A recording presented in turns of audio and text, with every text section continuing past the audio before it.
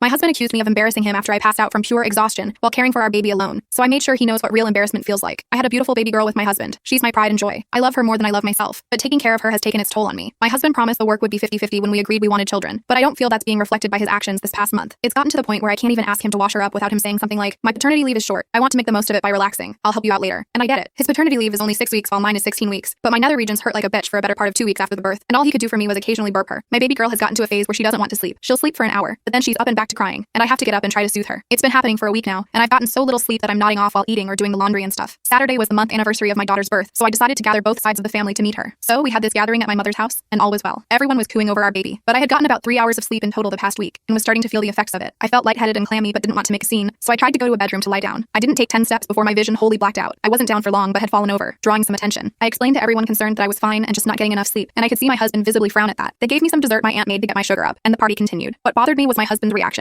When we got home, he said that I made him look bad, and that he wasn't taking care of me. I was confused about how TF me passing out made him look bad, but he refused to explain himself and had a pity party for himself in the kitchen. I was still feeling bad, so I decided to leave him alone and just to sleep, but he seemed to have taken that as a sign that I didn't care about his feelings. Update. Yesterday, before I could Uber to my mom's house, my sister offered to help me, so I stayed with her instead. She's taking PTA to help me with my girl, for which I'm very grateful. She also gave me sleep medicine that knocked me out for hours. I woke up a few hours ago to tons of messages from my husband, and I mean tons. Here are some of the things he said. "You can just up and fucking leave with my baby. Come back now. Please let's talk about it. You're so fucking immature. What is wrong with you? We have one argument, and you fucking pretend like I've been beating you. Why the hell did you leave? We can work this out like adults, yet you are choosing to be difficult like a little bitch. Please just come back. We will talk and sort this out, and we can return to being happy. So come back. I miss my baby girl. You can't just take her away." And his last text was, "What if I call the police for kidnapping? Would that teach you what you're doing is wrong?" I already sent the screenshots to his mom though. Update. For all of you who wanted to know his mother's reaction, she yelled at him, and he made that my problem. The things he's messaged me are vile, and even though MIL was mad at him and knows what he's been saying to me, she still insisted that I visit him face to face so we can work things out. I don't blame her. He's her son, of course. She'd still want to help him, but still, with all the ways he's been threatening me and cussing me out, I didn't want to see him, but I decided to go. I went with my sister for safety. We got there, and he played with our baby. He offered to feed her. She wasn't hungry, just acting utterly different from the man texting me about how much of a heartless bitch I am. I didn't feel comfortable having him near me or the baby with how violent his texts were, but she's still his baby. I don't think the courts would favor him after I show his texts, but I thought I should be safe and allow him some form of contact before going to court. This was a mistake. At the end of the visit, I decided to pack my stuff since that was one of the only reasons I agreed to come, but I didn't feel comfortable not being there while he had my baby. My sister was there and I trusted her, but I'd rather watch her with my eyes. So my sister went upstairs to pack for me. As soon as she was gone, he started talking about it. "See, I'm good now. I can take care of her," and other stuff, but that wasn't the problem. Even if he became super dad, I wouldn't be able to see him the same, not after all those messages he sent me. I told him that, and he got pissed at me. I was worried since my daughter was still in his arms, so I tried to de-escalate his feelings. It didn't work, and he started yelling at me for being heartless, stubborn, and whatnot. I wasn't focused on what he was saying. I was focused on my baby. I tried to reach out for her, and he shoved me hard enough to fall back. My sister came down and tried to help, but he pushed her away too, ran to the guest room, and locked himself and my baby in there. He refused to come out unless my sister left, and I stayed behind. It took officers almost 30 minutes to get him out. She was fine though, so I can't be too mad. They didn't arrest him since no harm was done, even though my sister and I have bruises to prove otherwise, but they held him outside while I packed my stuff. I don't think I'm going to go near him again, not with my baby. I'm considering applying for that emergency custody.